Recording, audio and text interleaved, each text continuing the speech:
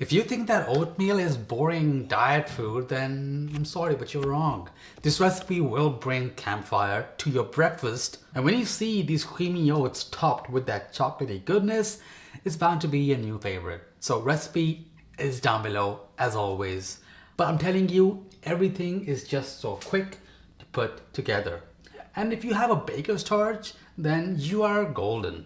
But I want to show you what to do in case you don't have one.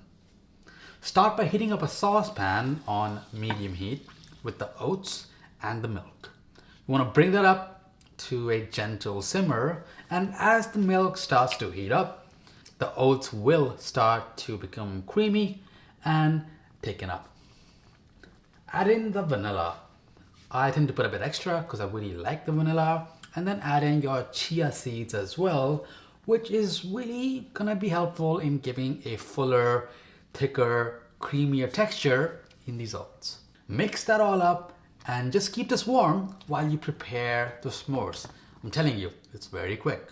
So if you don't have a baker's torch and you have a gas stove top, you know what to do already. Just skewer that up in a fork or a skewer and then roast the marshmallow to get that part of the s'more ready. But if you don't have a baker's torch or a gas stove top, what you can do is heat up a large burner. Let's say your electric one. Induction there's no way, but an electric one, you can just heat a large burner up, skewer the marshmallow the same way with a fork or a skewer and roast it just over it. Then you can stick them in your graham crackers, where I have placed a chocolate square. Just pick your favorite chocolate, really. I'm not going to tell you what chocolate to use in your s'mores. And then use another cracker to finish the s'more as you gently press to seal. If you have the torch though, just assemble the graham cracker, the chocolate square, and the marshmallow. Just put it all there.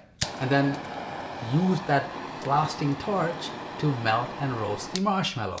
I'm going to do it over wire rack and a baking sheet just to make sure everything underneath it is safe. Finish prepping the s'more and go ahead and add it right smack in the middle of your bowl of fresh hot oats. Top that off with more chocolate chips if you want. And before you try it, I want you to hit that subscribe button and share this video with somebody who loves s'mores. Show them all that oats are not boring at all, and if you really love s'mores that much, you're gonna have to click on these s'more pancakes. I'll see you in the next one.